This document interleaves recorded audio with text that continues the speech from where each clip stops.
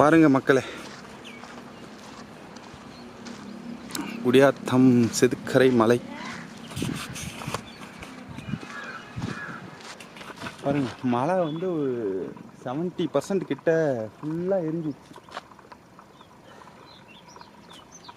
குடியாத்தம் செதுக்கரை மலை பாருங்க, அதோட நிலைமை எப்படி இருக்கு.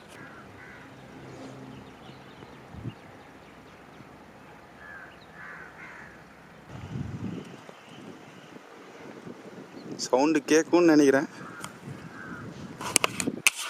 கிட்டத்தட்ட நம்ம ஒரு 1/2 கிலோமீட்டர் தாண்டி தான் இருக்கோம்.